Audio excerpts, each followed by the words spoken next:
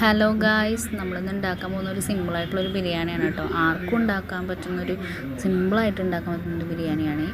ആദ്യം നമ്മൾ ഡാൽഡ ഒഴിച്ച് അതൊന്ന് ചൂടാവുമ്പോൾ അതിലേക്ക് നമ്മുടെ പച്ചമസാലയില്ലേ, പൊടിക്കാത്ത മസാല, പട്ട, ഗ്രാമ്പു, ഏലക്കായും പെരുംജീരകമൊക്കെ ഉള്ളൊരു മിക്സ് അതിലേക്ക് ഇടുക. അത് ചൂടായി വരുമ്പോൾ ഇഞ്ചി, പച്ചമുളക്, വെളുത്തുള്ളി ആ പേസ്റ്റ് ഇടുക. അതൊന്ന് മൂത്ത് വരുമ്പോൾ ജീരകശാലയുടെ റൈസാണ് ഞാൻ എടുത്തിട്ടുള്ളത്.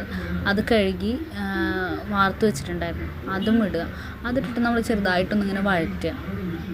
ചൂടായി വരുമ്പോൾ നമുക്ക് അതിലേക്ക് 4 ഗ്ലാസ് അരിക്ക് 8 ഗ്ലാസ് വെള്ളം എന്നുള്ള കണക്കിൽ ഞാനവിടെ എടുത്ത് വെച്ചിട്ടുണ്ടായിരുന്നു. സാധാരണ നോർമൽ വെള്ളമാണ് കേട്ടോ, ചൂടുവെള്ളം ഒന്നുമല്ല എടുത്ത്. ഈ നോർമൽ വാട്ടർ നമ്മൾ അതിലേക്ക് ഒഴിക്കുക. എന്നിട്ട് നമ്മളൊന്ന് മിക്സ് ചെയ്ത് കൊടുക്കുക. പിന്നെ ഇതിൽ നമുക്ക് ആവശ്യത്തിന് ഉപ്പ് ആഡ് ചെയ്യണം കേട്ടോ, ഉപ്പും ആഡ് ചെയ്ത് കൊടുക്കണം. പിന്നെ ഞാൻ അതിലേക്ക് ഒരു ചെറുനാരങ്ങയുടെ നീരൊഴിക്കുന്നുണ്ട്. അതായത് അരി ഇങ്ങനെ വല്ലാതെ വെന്തുടയാതിരിക്കാൻ വേണ്ടിയിട്ട് നമ്മൾ ചെറുനാരങ്ങയുടെ നീരൊഴിക്കണം. അപ്പം നമ്മുടെ അരി ഇങ്ങനെ വിട്ട് കിട്ടും. അങ്ങനെ ഒരു ചെറുനാരങ്ങയുടെ നീര് ഞാൻ ഒഴിക്കുന്നുണ്ട്.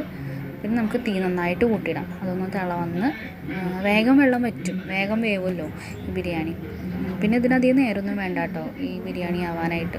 ഒരു 5 മിനിറ്റൊക്കെ ആകുമ്പോഴേക്കിനും അരി ഇതുപോലെ വെന്ത് കിട്ടും.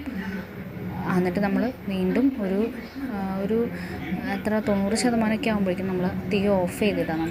പിന്നെ നമുക്ക് വേവ് ഒരു 90% ആകുമ്പോഴേക്കും നമുക്ക് തീ ഓഫ് ചെയ്തിടാം. പിന്നെ അണ്ടിപ്പരിപ്പ്, മുന്തിരി, സവാള അതൊക്കെ ഞാൻ ഓൾറെഡി വറുത്ത് വെച്ചിട്ടുണ്ടായിരുന്നു. ഇനി നമുക്ക് അരി ദമ്മിടാനായിട്ട് നമ്മൾ കുറച്ച് റൈസ് പകർത്തി വേറൊരു പാത്രത്തിലേക്ക് വെച്ച്, നമ്മൾ ആദ്യം ബിരിയാണി വെച്ച പാത്രത്തിൽ തന്നെയാണ് നമ്മൾ ദമ്മിടുന്നത് കേട്ടോ. അങ്ങനെ നമ്മൾ പകർത്തി വെച്ചു. ആദ്യം ഒരു ലെയർ റൈസ് ഇട്ടതിന് ശേഷം അതിലേക്ക് നമ്മൾ വറുത്ത് വെച്ചിരിക്കുന്ന അണ്ടിപ്പരിപ്പ്, മുന്തിരി, സവാള, ഒപ്പം കുറച്ച് മല്ലിയില അതും കൂടി നമുക്ക് ആഡ് ചെയ്ത് കൊടുക്കാം. എന്നിട്ട് നമുക്ക് അടുത്ത ലെയറും കൂടി റൈസ് അതിൻ്റെ മുകളിലേക്ക് ഇടാം. ഞാനേ ഈ കിടക്കുന്ന സവാളയൊന്നും എൻ്റെ മക്കൾ കഴിക്കില്ല. അപ്പോൾ അവർക്കതൊരു ഡിസ്റ്റർബൻസ് ആയതുകൊണ്ട് ഞാൻ പൊതുവെ വീട്ടിൽ നെയ്ച്ചോറൊക്കെയാണ് ഉണ്ടാക്കാറ്.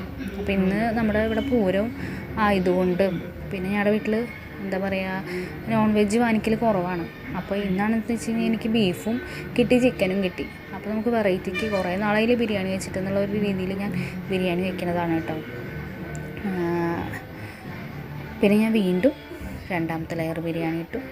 അതിൻ്റെ മുകളിൽ വീണ്ടും ഈ നമ്മുടെ വറുത്ത് വെച്ചിരിക്കുന്ന നമ്മുടെ സവാള, അണ്ടിപ്പരിപ്പ്, മുന്തിരി, പിന്നെ കുറച്ച് മല്ലിയില അതിട്ടു. അങ്ങനെ ഞാൻ 3 ലെയർ ആക്കുന്നുണ്ട് കേട്ടോ.